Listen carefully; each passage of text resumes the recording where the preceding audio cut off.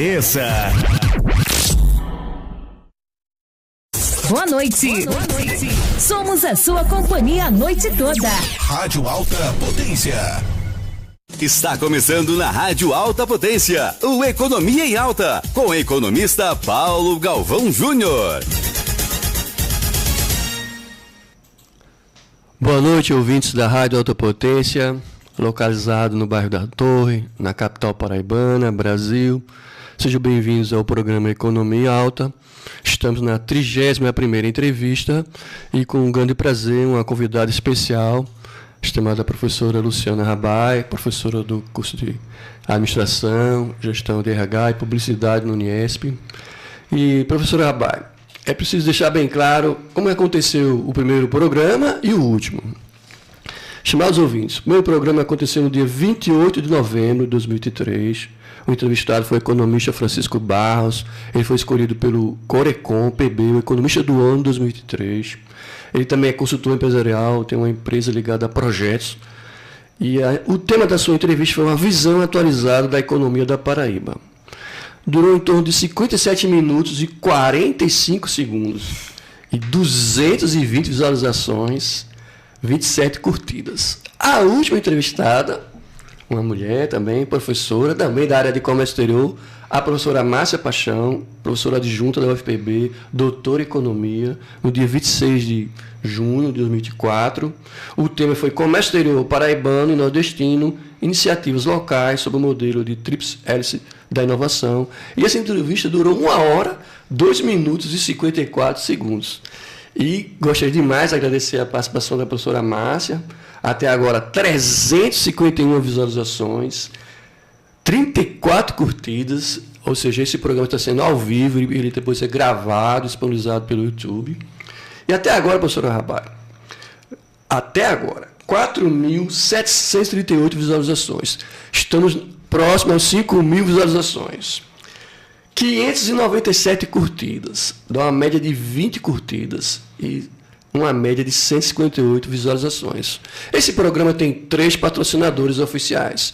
E vamos começar pelo patrocinador aqui da Paraíba, o patrocinador da Companhia Usina São João. Endereço: Povoado Engenho Central, Santa Rita, Paraíba, Brasil. Telefone comercial 5583-2106-7500.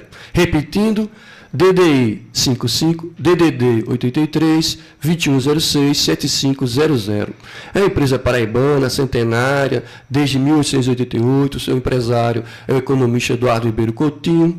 E os produtos que comercializa, produtos do agronegócio, podemos destacar aqui o etanol, álcool 70 graus e 46 graus. E a última vez que ele esteve aqui, falou que ia exportar para os Estados Unidos. E o tema da nossa aqui, conversa é exportações, importações do comércio exterior. Então, seja muito bem-vinda, Luciana Rabai.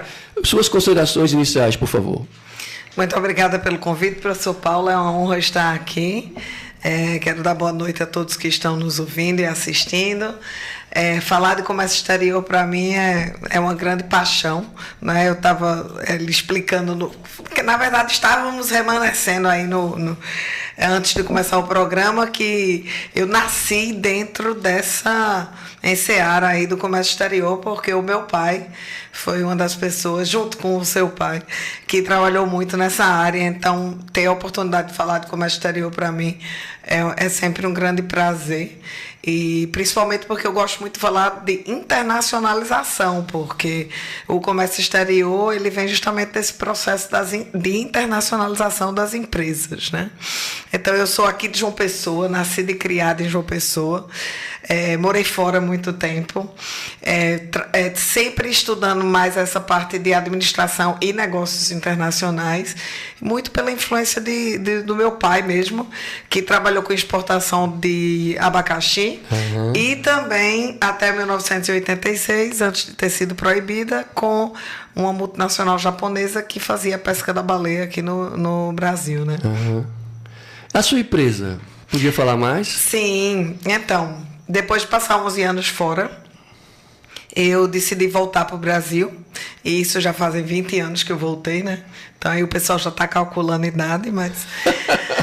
E quando eu estava estudando nos Estados Unidos, o Brasil ganhou a Copa do Mundo de 94. E o New York Times estampou na capa lá Braziliant, que era Brasil Brilhante. E aí eu disse, pronto, um dia quando eu tiver uma empresa eu vou chamar de Braziliant. Excelente. Então, a minha empresa vai fazer 20 anos esse ano, que é exatamente o tempo que eu voltei para o Brasil. A gente já voltou com o projeto de abrir a empresa. Ela tem o nome Braziliant Consultoria, é Braziliant com 2 L's. Quem quiser pesquisar, nós temos o site, redes sociais e tudo. E eu falo a gente porque fui eu e meu esposo, o Gareth, que é inglês, e que também trabalha na área. Então, nós viemos para João Pessoa. A gente queria realmente estabelecer a base da empresa aqui, porque eu queria desenvolver a parte de comércio exterior e internacionalização na Paraíba mesmo, né? Não queria ir para São Paulo, não queria ir para o Rio, eu queria ficar aqui.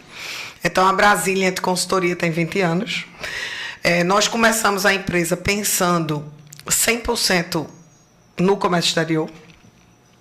E com o passar do tempo, a gente viu que muitas das empresas na Paraíba não estavam preparadas tanto para isso e pensavam muito no comércio interno mais do que na importância de você diversificar mercados indo para fora do país. Então, a gente ampliou os nossos serviços de consultoria, trabalhando mais na parte desse planejamento para internacionalizar e planejamento estratégico, e não só o comércio exterior. Mas a ideia da empresa era exclusivamente comércio exterior, e depois nós fomos ampliando o leque. Bom, professora Luciana Rabai, que bom que você citou meu pai, e pode ter certeza que eu fui muito no Porto Cabedelo, ainda criança, para ver os navios carregar os abacaxis para a Argentina e para a Espanha. Isso me recorda muito bem. E depois, já adulto, eu frequentei o Porto Cabedelo como um importador de hidrômetros, peças e máquinas de Israel através do porto de Haifa e o aeroporto de Ben Gurion, em Tel Aviv. Bom, vamos ao que interessa, né? Seja muito bem-vinda, e os estimados ouvintes da Paraíba, do Ceará, Rio Grande do Norte, Pernambuco, do Sudeste, do Chile, dos Estados Unidos, do Canadá, da Europa. Esse é um programa especial para vocês, é um programa direcionado ao comércio exterior, a importância do comércio exterior no Brasil. E preste atenção nas nossas perguntas, sobretudo nas respostas da professora de comércio exterior do Uniesp, Luciana Rabai. Professora, no ano passado, o comércio exterior brasileiro bateu recorde, fechou em 2003 com um saldo positivo de 98,8 bilhões de dólares. Ou seja, superávit comercial. Como você avalia o comportamento do comércio exterior do brasileiro no ano passado? É importante até retroceder um pouquinho. Às vezes, quem não entende de comércio exterior pergunta por que a gente fala tanto de exportação. Por que a gente fala tanto de balança comercial? Não é para os leigos, vamos dizer assim. Isso. E é interessante entender que o país ele precisa de uma balança comercial, na maioria das vezes favorável, o que quer dizer que você exporta mais do que importa. Quando você exporta mais do que importa, e aí para quem já entende do assunto, eu peço desculpa por estar sendo redundante, chovendo no molhado, né? Mas pode ser que tenha algum ouvinte que não entenda. Então, quando você exporta mais do que importa, entra recursos no Brasil e fortalece nossa economia. Não é? E é por isso que a gente fala tanto em exportar. E é por isso que exportar tem até uma agência de promoção de exportação, que é a Apex Brasil, e a gente tem órgãos para fomentar isso, porque nós precisamos exportar. E o Brasil é conhecido, até dentro dos BRICS, né? Isso. Brasil, Rússia, Índia, China e África do Sul, como o celeiro do mundo, né? Como o grande produtor agrícola. E nós, ainda bem que com essa exportação, primariamente de produtos agrícolas, aí que se a gente olhar o top 10 dos produtos que foram exportados para ajudar nesse superávit, foram produtos agrícolas, nós estamos conseguindo ter essa balança comercial favorável. Eu digo ainda bem porque uma grande questão do comércio exterior é justamente essa. Nós vendemos commodities, nós vendemos produtos sem um alto valor agregado.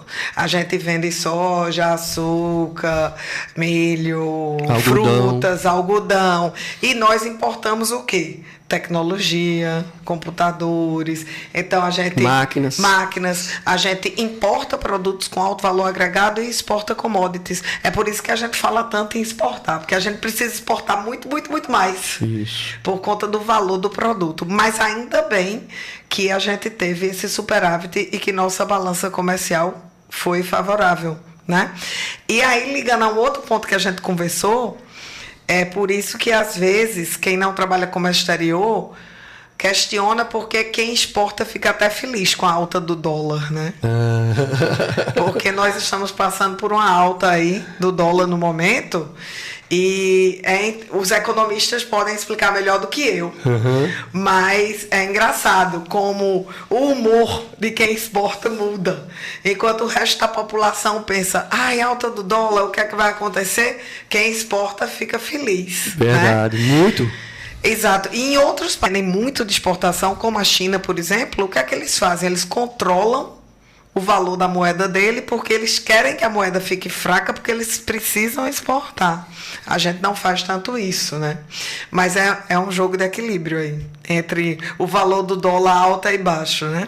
Excelente, professora Luciana Rabai, você me dá a oportunidade de falar para os meus ouvintes. Nós temos professores, estudantes de economia, agora também com certeza de administração, contabilidade, sim, o pessoal profissionais liberais, né? O dólar americano fechou em alta ontem, na segunda-feira, chegando a R$ 5,65. A tendência, pelo que eu percebo, vai aumentar mais. E como você falou muito bem, isso favorece demais aos exportadores. E o lado negativo é os importadores.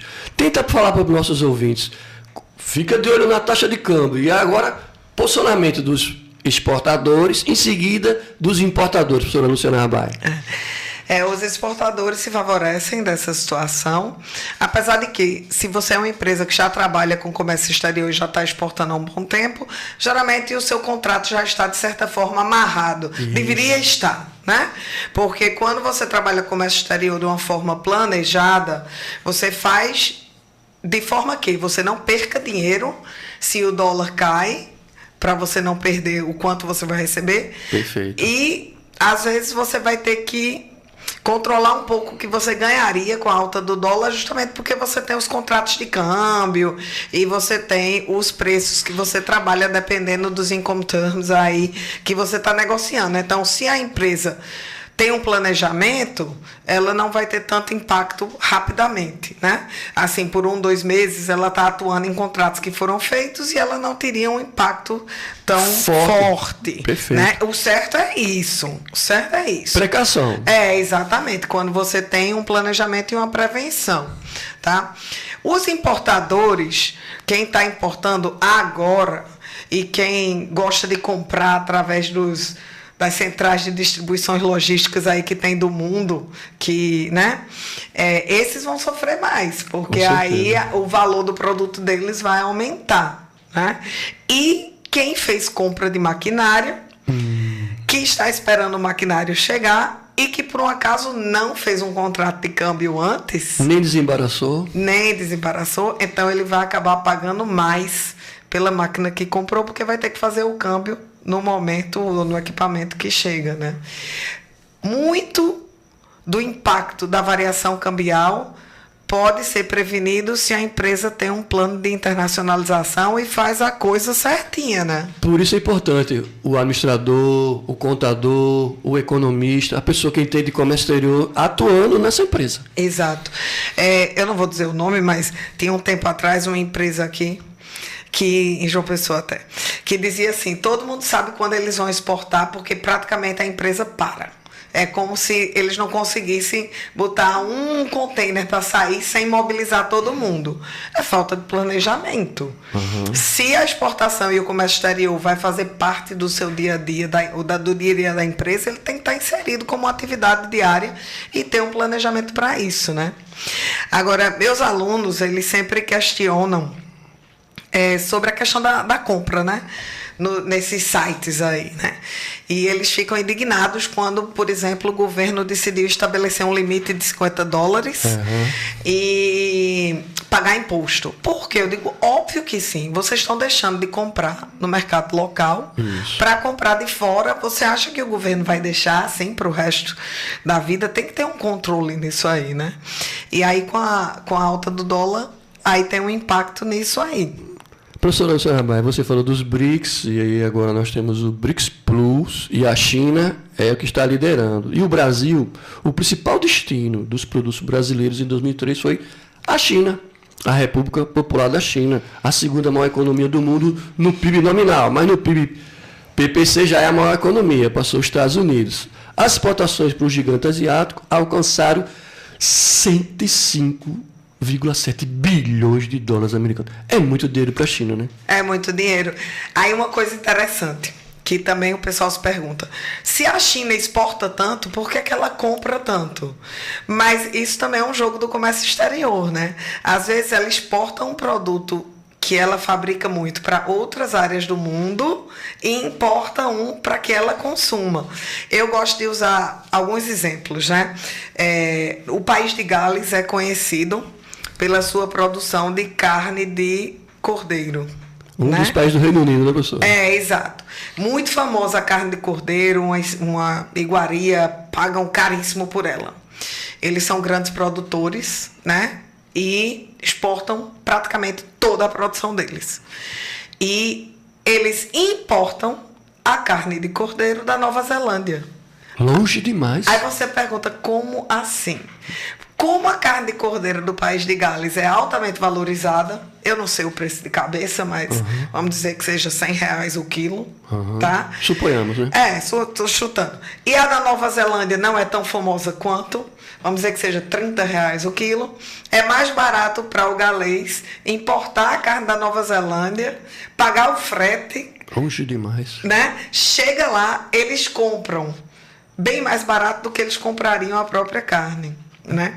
Então, eles exportam a produção, porque isso rende, no caso, divisas para ele, e importam para o consumo local.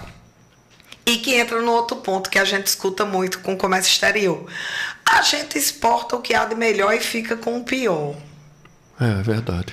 Mas é questão de mercado. Para conquistar o mercado. No caso do país produto de de Gales, qualidade, preço competitivo. Se o resto do mundo está disposto a pagar os R$100 o quilo e o comércio local não está, o produtor vai vender. O produtor não tem a obrigação de vender aos R$30, vamos dizer assim, né? E aqui no Brasil se fala muito disso com relação aos produtos agrícolas, mas a gente tem que lembrar que existem espécies diferentes. Por exemplo, o abacaxi mesmo. O abacaxi que é exportado é um abacaxi bonito, quase que quadrado assim, mas super macento, branco e muito ácido. E o abacaxi que a gente consome aqui, que é o pérola, é feinho, mas super docinho. A gente não consome o abacaxi de exportação. Né? Na época que meus pais eram vivos e que meu pai trabalhava com a empresa de produção de abacaxi, quando meu pai trazia o abacaxi para casa, minha mãe brigava com ele. Você já trouxe esse abacaxi horroroso aqui para casa? Não serve para nada. Né? Mas era lindo. Mas para o consumo, aí às vezes quem não conhece diz, o abacaxi de exportação é lindo, maravilhoso, mas não é o que a gente consome. Né? Então tem também especificações de mercado, que às vezes o comércio exterior tem situações como essa e que o pessoal não entende. Professora Luciana Rabai, eu gostaria de deixar bem claro também a importância de conhecer os países e, sobretudo, fazer viagens para participar de feiras. Há muitos empresários, tanto aqui da Paraíba e do Brasil, viajando para a China para conhecer o mercado. Você já teve a oportunidade de viajar para a China ou participou de alguma atividade ligada aos chineses? Não, eu participei de atividade ligada aos chineses aqui na Paraíba. Ano passado teve um grande evento aqui, mas eu nunca fui na China. Tenho empresárias conhecidas que foram, mas eu nunca fui. Tem até um professor nosso da Uniesp, que era professor nosso, que saiu da Uniesp e se mudou para a China, né? E ele tem empresa na China e tudo. Manda o contato dele. Vou mandar. Eu também sou ex-professor da Uniesp. Mas assim, eu nunca fui na China, né? Meus projetos não me levaram para lá. Eu já participei de muitas feiras pela Europa. Tá? Eu acho que para o empresário que está buscando o comércio exterior, Hoje em dia a gente consegue muita informação pela internet, mas visitar o país que você tem interesse em trabalhar é bem importante. Claro. Até para você entender um pouco da cultura e de como o negócio é feito, né? Mas não, nunca fui na China, não. Um dia eu vou. Bom, está em segundo lugar os Estados Unidos. Também o Brasil exporta muito para os Estados Unidos e para a Argentina, nosso país vizinho, e os Países Baixos, que agora não é mais Holanda, é os Países Baixos. Professora, nós temos um comércio exterior pujante, estamos crescendo. Você falou muito das commodities. Na Argentina é o contrário, ela importa mais produtos industrializados do que próprios produtos agrícolas ou agropecuários. Nós temos esse poder dentro do Mercosul, né?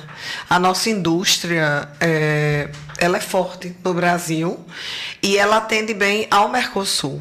Teve até um tempo atrás aquela confusão com relação à nossa linha branca com a Argentina, né? Porque as nossas geladeiras e fogões e micro-ondas estavam entrando na Argentina com um preço bem competitivo e estava tendo problema com a indústria de lá. Mas eu sempre digo para os empresários aqui que muitas vezes eles pensam assim: eu quero fazer comércio exterior com a China, eu quero fazer com os Estados Unidos, e esquecem da importância do Mercosul. O Mercosul e os países vizinhos aqui, eles têm hábitos culturais mais próximos ao nosso brasileiro e utilizam produtos mais similares aos nossos do que em outros continentes. Então, assim, a indústria brasileira é muito forte, tem uma produção muito grande para com o Mercosul. E não tem o frete também, né? Exportar produtos da linha branca, por exemplo, de geladeira e fogão, para outros países, acaba sendo mais... vai onerar muito o frete do que dentro do próprio Mercosul. Eu me lembro, professora, quando eu trabalhava na Arado do Brasil, tecnologia de medição de água ilimitada, a gente exportou hidrômetros para o Uruguai e para a Argentina. E foi fácil todo o trâmite, não foi difícil o trâmite. Difícil mesmo foi importar de Israel, aí foi difícil. Professora Rabalho, o comércio exterior é fundamental para a economia brasileira. Também sabemos da importância disso, porque incrementa negócios, novos negócios. Como está a sua visão como administradora, empresária de comércio? Como é que você está vendo os futuros negócios na área de comércio exterior do Brasil? Felizmente, né, tem acontecido nos últimos 10 anos uma popularização da visão justamente dessa importância da internacionalização, né? Porque antes existia uma outra lenda urbana que era assim: eu vou exportar, eu vou ganhar dinheiro fácil, dinheiro rápido, né? E isso não é verdade. Você tem custos a mais. Você tem que adequar seu produto, você tem que se preocupar com a embalagem que vai ser usada na exportação. Você vai ter que se preocupar com rotulagem, coisas desse tipo. Então, não é um lucro garantido. Você tem que ver o comércio exterior e a internacionalização como um investimento para diversificar seus mercados e também trazer conhecimento, porque um dos benefícios do comércio exterior é a troca de conhecimento. É quando você, às vezes, tem que atender um pedido de um comprador e ele exige, por exemplo, algo que você não fazia. Eu vou dar um exemplo rápido aqui. Eu fiz um projeto com o pessoal do algodão colorido de Campina Grande. Até fui para a Alemanha, para o Canadá, para a feira com eles. Fui para o Canadá. E um comprador dos Estados Unidos fez uma encomenda, eu não me lembro quantos, mas eram, 500 vestidos de algodão colorido. E aí, quando já estava no final da produção, eles perguntaram: qual a embalagem que esse vestido vem? Não é de plástico, não, né? Porque eu estou comprando esse produto porque é colorido, porque é de agricultura familiar, porque é comércio justo. E não pode vir em plástico. E aí eu lembro que a gente começou a pesquisar sobre as embalagens de amido de milho, que parece plástico, mas eles se desfazem depois de um tempo. E vai e volta, e a embalagem do amido de milho, ela se desfaz rapidamente. Bom, na época, né? Deve ter mudado agora. Ficou mais resistente. E aí a gente não conseguia chegar numa solução. E dentro desse processo de troca de conhecimento, o comprador disse assim, não, então vamos fazer o seguinte, já que vai ter que vir numa embalagem de plástico, vamos colocar numa embalagem de um plástico mais resistente, tipo um ziplock, uma dessas que abre e fecha, porque a gente marca a bolsa do vestido como sendo reutilizável. E aí a pessoa que comprar o vestido vai estar comprando numa embalagem de plástico, mas ela vai poder reutilizar para levar, sei lá, roupa suja quando for para uma viagem ou colocar alguma coisa que ela quer guardar. Então, tem que ter uma... Então, assim, olha que legal. A gente saiu de um problema que seria porque é que um produto orgânico, comércio justo, não poderia ser enviado numa embalagem simplesmente de plástico. Não pode. Né? Para, vamos então solucionar com uma embalagem reutilizável, né? E é interessante porque dentro dessa seara da exportação de produtos orgânicos e comércio justo, na Europa mesmo, que importa muitas frutas, até aqui em Patos a gente tem uma super fazenda, a Fazenda Tamanduá, que exporta mangas para a Holanda, para a Europa. E eles não querem que nada vá de avião, porque o avião polui mais do que o navio. Então, tem que ser embalado em um produto que chegue lá indo de navio, porque eles pensam se o produto é orgânico, né? Os detalhes, né, professora? Porque assim, você vai comprar um produto orgânico e ambientalmente correto, mas vai mandar de avião e vai poluir. Então, eles pensam até nisso, né? Por isso que é importante o comércio exterior, porque você acaba tendo uma visão ampliada de diferenciações que o mercado internacional lhe traz. Bom, você falou no Canadá e falou da Europa. Eu vou falar aqui do meu segundo patrocinador, que é de Portugal. O novo patrocinador do programa Economia Alta, Arruda Consult, da cidade do Porto, em Portugal. Quer aprender tudo sobre a área de dados e se sacar em um dos mercados que mais cresce no Brasil e no mundo? Na Arruda Consult, contamos com um dos treinamentos mais completos do mercado, capacitando profissionais que desejam entrar na área, até profissionais que querem se consolidar na carreira. Acesse o nosso site arrudaconsult.com.br, repetindo, arrudaconsult.com.br, e conheça o nosso trabalho. O teu sucesso é a nossa meta. Visite nosso Instagram, @arrudaconsult, repetindo, @arrudaconsult. Temos inclusive uma aula gratuita de cerca de 2 horas pelo YouTube.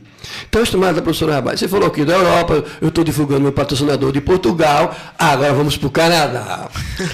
Recentemente, o Brasil, setor de fruticultura, destaque nas exportações. O Brasil exportou 1,3 bilhão de dólares só de frutas. E uma das frutas foram para o Canadá, professor Rabai. Melão foi para o professor Rabai, foi para o Canadá. E isso é muito importante. Limão foi para o Canadá. Como foi a sua visita no Canadá e como é que você vê o Brasil produzindo, exportando mais para o Canadá? O Canadá é um grande país, né? É muito organizado e tem um mercado muito grande, realmente. Nós aqui na Paraíba, a Paraíba, às vezes ela é segundo, às vezes primeiro lugar de produção de abacaxi no Brasil. Estamos em segundo agora.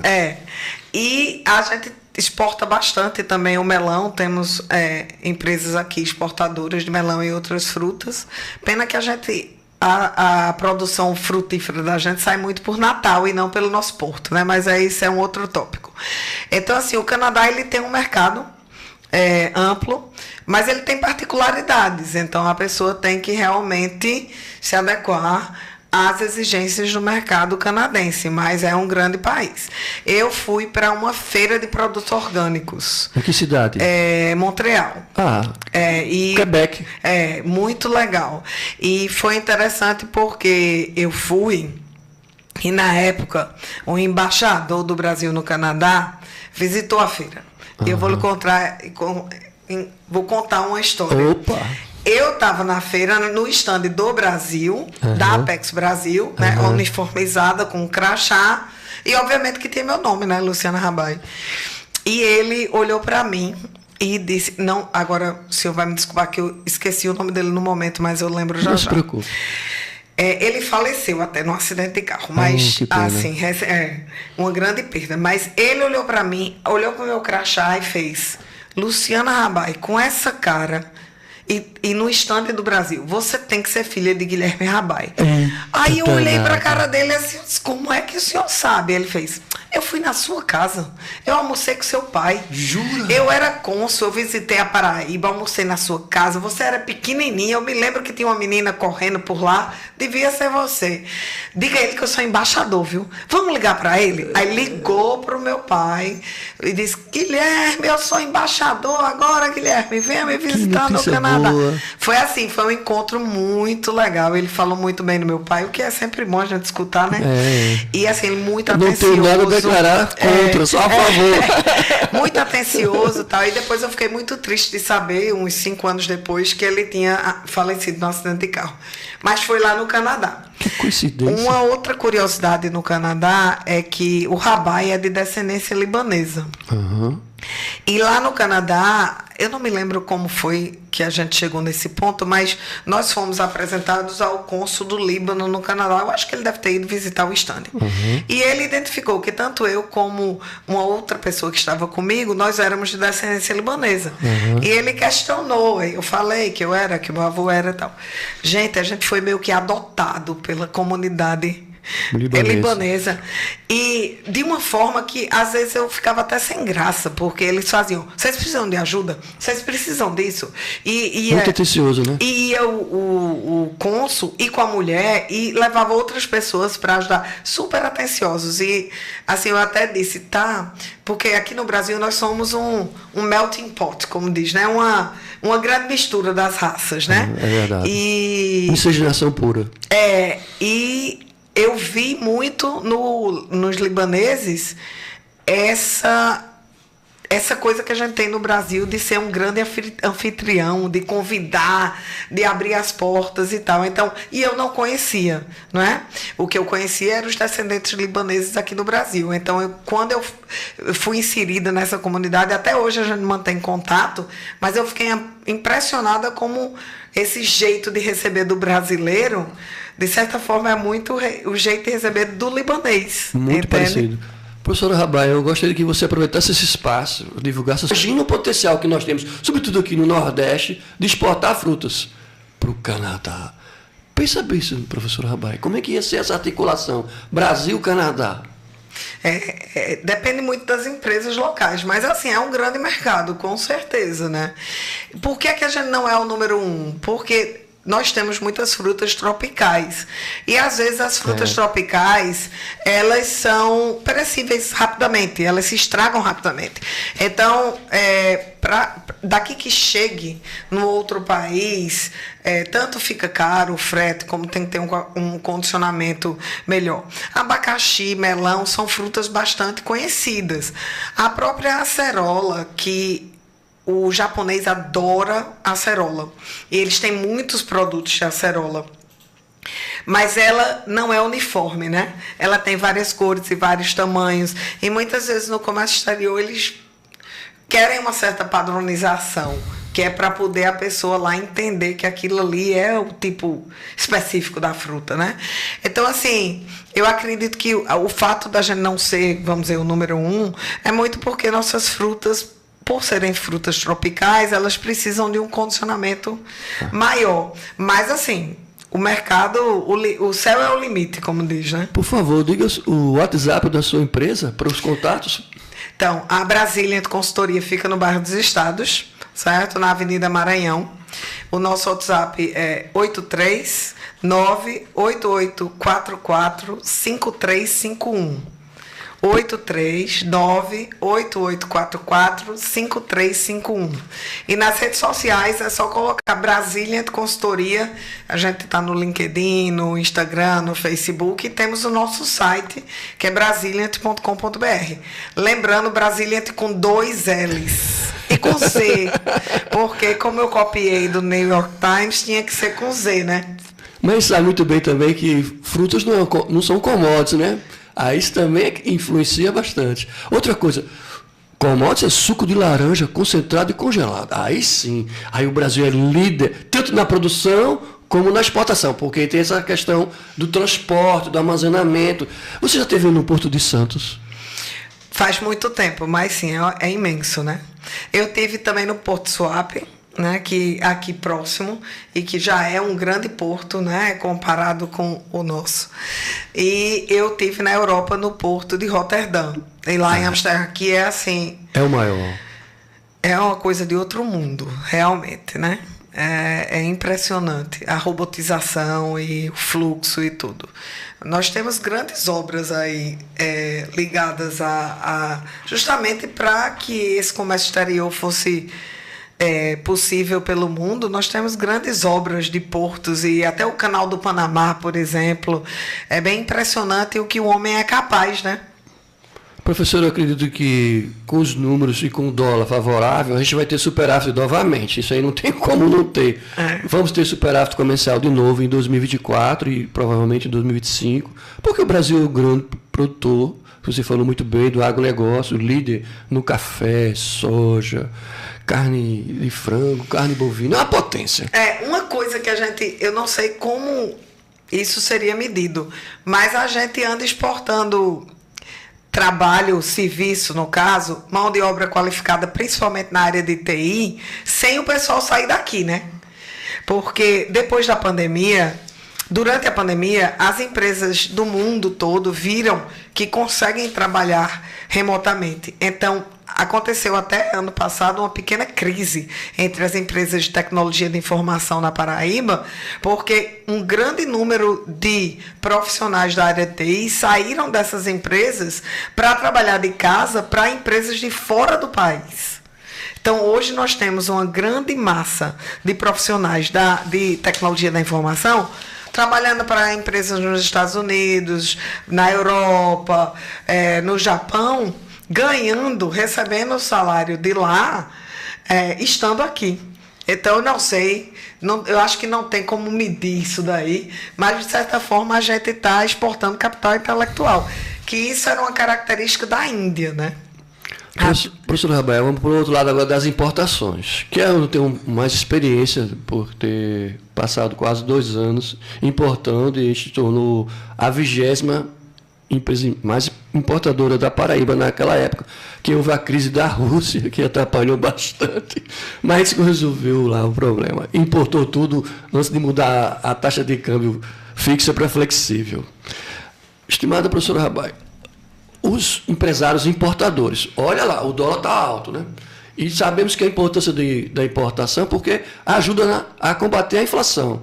E a inflação vai ser controlada se importar mais, essa disputa do mercado interno com o mercado externo. Porém, o ouvinte que não entende de economia, não entende de administração, não entende de comércio exterior, ele precisa entender que importar dá mais trabalho que exportar, concorda? Com certeza. Tenta passar para ele aí essa dificuldade de importar.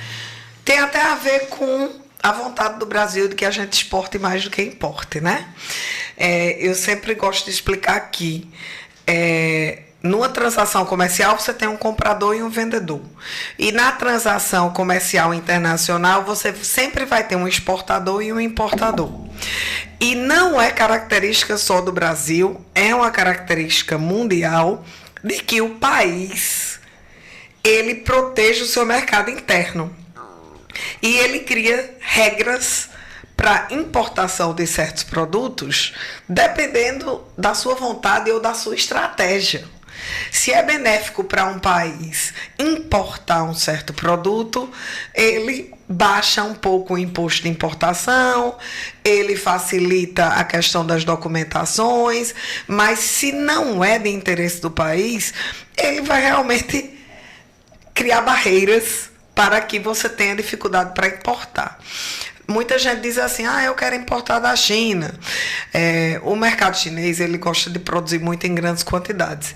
E aí eu digo, olha, procure uma trade, porque não é fácil importar da China. O Brasil, assim como outros países também, tentam se defender um pouco dos produtos chineses e criam certas barreiras. Novamente, não é só característica do Brasil. Todos os países do mundo fazem um pouco disso, né? É natural. É natural. Eles tentam proteger o mercado interno. Então, eu indico sempre, para quem vai fazer uma importação de maior porte pela primeira vez, de procurar uma trade, de procurar um despachante aduaneiro das empresas que tem aqui, porque não é fácil. É muito mais fácil você exportar do que importar. Isso aí não tem dúvida também. E interessante que você falou que os Estados Unidos está entre os países que mais compram da gente. Isso é porque eles têm várias cotas e limitações para certos produtos nossos. Dando exemplo do que eu falei. Como os Estados Unidos têm uma produção muito grande de soja, de milho, né? Algodão, de suco de laranja. também.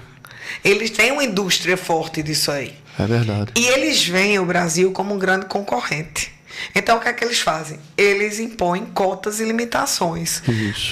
Só pode entrar do Brasil tantas toneladas, tantas 1.000 toneladas. E aí, quando você vai trabalhar, exportar para lá, muitas vezes o importador nos Estados Unidos tem que estar ciente dessas cotas e dessas limitações, porque realmente não vão deixar entrar. Aí, às vezes, acontece um furacão, alguma coisa que destrói a produção deles. Eles, não, tá bom, não vai ter cota mais não, pode vir. Mas é porque isso é normal. Os países fazem isso por controle interno, né? O pessoal fala muito aqui que gosta de carro, de moto. Ah, por que que tem 120% de imposto em cima de um carro importado? Ah, porque o Brasil quer que você compre dos carros que estão sendo fabricados aqui. Chamou muita atenção agora, a professora Luciana Rabaia, a importação de carros elétricos da China aqui para o porto de Pernambuco, né? Isso. Swap, né? Isso, a questão da empresa chinesa que está aqui, que chegou um navio imenso, né? Foi. Chama muita atenção essa reportagem. O preço do carro deles é bem acessível, comparando, e a tecnologia deles é realmente impressionante. O que a gente tem que observar é a capacidade de manutenção e de peças, e eles têm, acho que 5 anos de garantia, e assim, vai ser interessante ver o desenvolver disso daí. Mas os carros elétricos, eles são algo que a gente precisa analisar de perto, assim, porque eles são o futuro, né? Lá no prédio já tem, com o carregadorzinho lá na garagem e tudo mais. Alguns shops também, né? Exato. Professora Luciana Rabaia, você sabe muito bem, nas suas aulas da Uniesp, a importância dos acordos bilaterais. O Brasil não é um Chile que tem muitos acordos bilaterais. Recentemente, o Brasil vai fazer acordos bilaterais. Eu me lembro que o Brasil fez acordo com Israel. E eu participei dessas informações. Como é que estão os acordos Brasil e os países como Singapura, etc.? Como é que está essa situação? Assim, o Ministério de Relações Internacionais, assim como as nossas câmaras de comércio, elas trabalham ativamente em fechar esses acordos, né? Mas os acordos bilaterais é um interesse mútuo, né? Então não depende só da gente. O país tem que ter um interesse em algo que a gente quer, né? E até a gente brinca não, assim, a lei do espelho, né? O que um país faz para você, você acaba fazendo para ele. Mas o Brasil está sempre tentando estabelecer novos acordos bilaterais para que um produto brasileiro tenha facilidade de entrada naquele país. Por exemplo, um país que a gente tem muito acordo com a Itália. A Itália. A Itália tem muito acordo ligado ao algodão orgânico. Então, se você compra algodão orgânico vindo do Brasil, você tem uma redução de imposto de importação na Itália. Então, depende de cada país, né? Mas o Brasil, ele está ativamente aí atuando para que esses acordos continuem a acontecer. E mais, que nós precisamos. Sim, com certeza. Professora, o Ministério da Agricultura está indo muito aos países da Ásia vender os produtos do agronegócio brasileiro. Então, aumentou muito as parcerias. Com certeza, o agronegócio tem muita contribuição para esse superávit comercial do Brasil. Sim. Como é que você está visualizando o agronegócio atualmente e futuramente para colaborar nesse superávit comercial do Brasil? O agronegócio, eu acredito que nos últimos 15 anos, ele deu um salto monumental. O que era visto antes como é frescura de tal país pedir isso, eu não vou produzir desse jeito, porque a gente produz sempre de outro jeito. As empresas foram entendendo que para você atender em grande escala certos países, você vai ter que se adequar à legislação deles e às características daqueles países. Então, eu acredito que só vai crescer. Né? A tendência é continuar crescendo, porque essa fase obscura de que produto do Brasil não é confiável, até porque assim, os mais novos não lembram, professor, que isso é interessante falar, que até o surgimento do real, tem 30 anos, né? Nós não éramos um país que o pessoal confiava muito para investir. É verdade. Né? Assim, a inflação era galopante e as grandes empresas tinham medo de vir para aqui para dentro porque não sabiam o que ia acontecer. A primeira vez que nós tivemos uma grande fábrica de carros era a Auto Latina. Isso. E que era uma joint venture da Ford com a Volkswagen. Duas empresas que não tinham nada a ver, uma empresa alemã e uma empresa americana. Elas tinham tanto medo do Brasil que disseram, peraí, para a gente entrar no Brasil, vamos se unir? É verdade. Então, assim, essa situação de país de destaque, país confiável, produtos de qualidade, produtos diferenciados, ela é relativamente nova. Né? Vamos dizer que tem uns 25 anos aí. E foi graças ao Plano Real que começou a estabelecer essa confiança do resto do mundo na gente. Né? E o agronegócio disparou. E aí o agronegócio disparou. Então foi uma estabilização da economia brasileira, uma internacionalização das empresas como um todo. O agronegócio viu essa possibilidade de virar grandes empresas. Assim, no Sudeste, no Centro-Oeste, você tem fazendas que são empresas realmente com dormitórios, com uma pessoa de RH só para motivação. Eu conheço uma consultora do Paraná e ela trabalha só com isso. Ela é consultora das grandes fazendas, da parte de pessoas. Então, assim, o agronegócio, ele realmente se profissionalizou de uma forma, né? A gente só tende a crescer. Agora você me dar a oportunidade de falar do meu terceiro patrocinador. Patrocinador oficial do programa Economia Alta, a Blue Business Intelligence Solution LTDA, na Avenida Paulista, 11636, conjunto 4, andar 15, Bela Vista, em São Paulo, Brasil. A Blue BI Solution é uma empresa de vários aspectos. Entre eles também trabalha com agronegócio. E a nossa estimada Caterine Buzo, ela e o estimado jornalista Ronaldo Luiz e o professor Paulo Galvão Júnior escrevemos um livro sobre os investimentos no agronegócio. São 167 páginas pela editora Ciência Capital do nosso professor Yuri Cavalcante, ex-professor do Uniesp. E a gente publicou esse livro, estamos divulgando para incentivar a produção, incentivar as exportações e, sobretudo, a que você se torne investidor conservador, moderado ou agressivo do agronegócio. E a Blue BI Solution é uma das nossas patrocinadoras. Eu não conheço São Paulo, nunca fui na Vida Paulista. E você, professora? Eu já fui. Conta aí para mim. É outro mundo, é a nossa Nova York, vamos dizer assim. Uhum. É a nossa cidade cosmopolita aqui, né? São Paulo é um mundo à parte, realmente. Eu conheço o Rio de Janeiro recentemente, né? Estive lá em Niterói e não fui ainda em São Paulo. Porém, eu sei que, por ser um estado mais rico, mais populoso, exporta muito suco de laranja, concentrado e congelado, café. Exporta tudo, né? Assim, São Paulo, porque assim o pessoal só pensa em São Paulo capital. Tem o Porto de Santos, né? Tem o Porto de Santos e tem o estado de São Paulo é um grande produtor de vários produtos, assim, tem uma indústria fortíssima. Então, enfim, é um caso à parte. Concordo com você. E temos que aprender com quem sabe fazer. E a professora Luciana Rabai, e a sua empresa, o seu marido, os seus funcionários, sabe da importância do superávit. Contribui muito para que as contas externas aumentem a oferta de dólares na economia brasileira. E o real forte, como ela falou muito bem da época do início do Plano Real, há 30 anos atrás, em relação à moeda americana. Ou seja, o Brasil está aumentando nossas reservas internacionais. Fala um pouco para o nosso ouvinte do programa Economia Alta, o que seria reservas internacionais? Aí, professor, eu nem sou economista, né? Para estar falando sobre isso. Mas as exportações ajudam, né? Não, então, assim, é a política de relações internacionais, do comércio internacional, a gente precisa ter essas reservas, né? Como eu falei, é a mesma coisa da regra da importação. Os países, eles quando têm um planejamento de comércio exterior e internacional, eles fazem essas reservas. Perfeito. Justamente para isso. Eles compram certas moedas, guardam, que no capitalismo puro não se deveria usar isso para influenciar o câmbio, né? Mas influencia muito. Mas influencia. Então, quando por um acaso o real tá perdendo seu valor,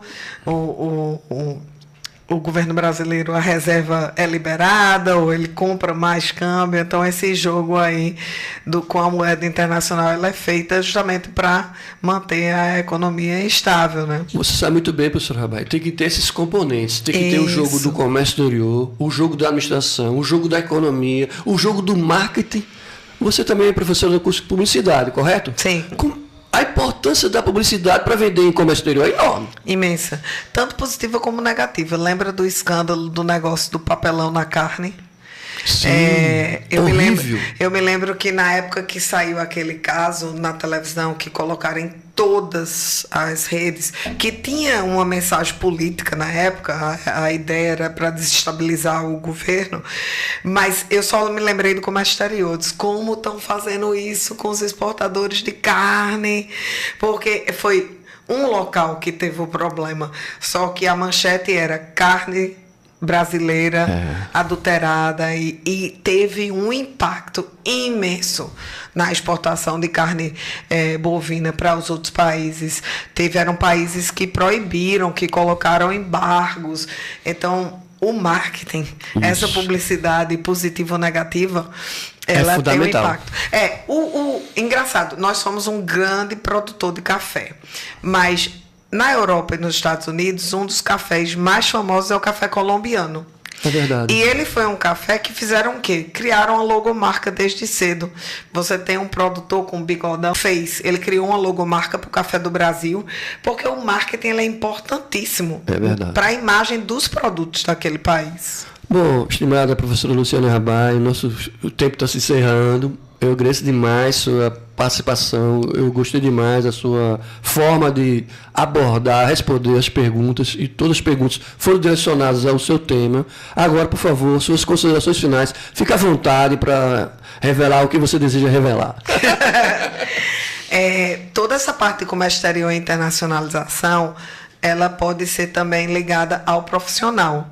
Eu acho que minhas considerações finais têm que ser voltadas para a juventude, para os jovens atuais. Eles precisam entender a importância de se internacionalizar. E se internacionalizar como profissional quer dizer o quê? Você aprender um outro idioma. Mas, além de aprender um outro idioma, é você entender as outras culturas. Às vezes a gente diz algumas piadas ou coisa do tipo, porque tal gringo, isso, tal.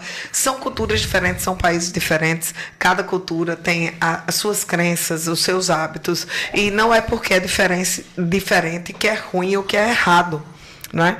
Então, a internacionalização, ela tem a ver com a diversidade cultural e com você olhar para o mundo, ver que são hábitos diferentes, locais diferentes, e nem por isso está errado, e buscar entender isso daí e um outro idioma.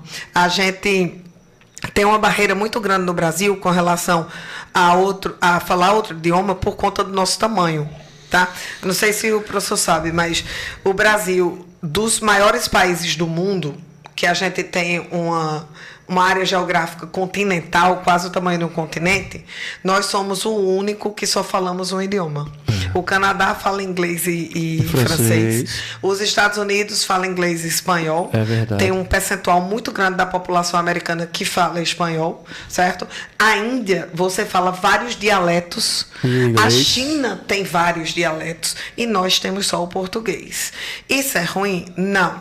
Mas isso nos deixa numa posição confortável e até um pouco preguiçosa de tentar aprender outro idioma, porque a gente mora num país do tamanho de um continente, sem grandes áreas de fronteira.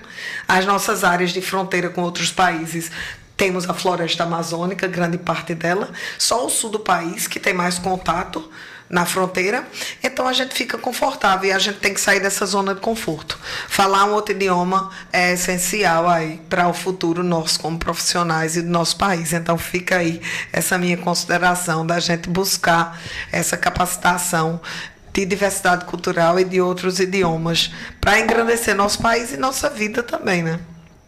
Bom, eu assino embaixo porque eu sou filho de professor fluente em 5 idiomas, pai de uma aluna, professora e também fluente em 2 idiomas, mora no Canadá. A professora Luciana Bai acertou cheio.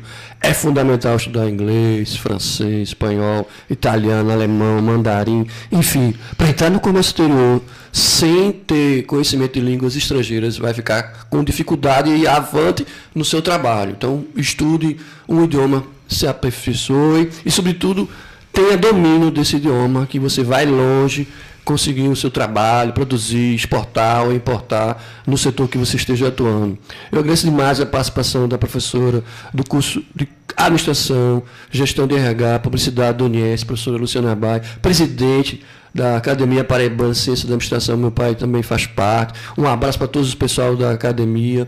Sinceridade, foi uma entrevista bastante rápida e sincera. O tempo é o nosso curto. O tempo é inimigo, não dá para passar mais tempo, que vai termos um outro programa agora, um programa especial sobre a autorização do desenvolvimento da Paraíba, com a participação.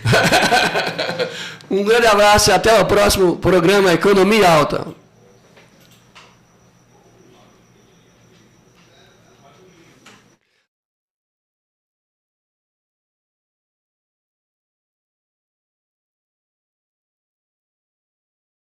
Você acompanhou o Economia em Alta, aqui na Alta Potência, o único programa de rádio da Paraíba que é exclusivo sobre o tema economia.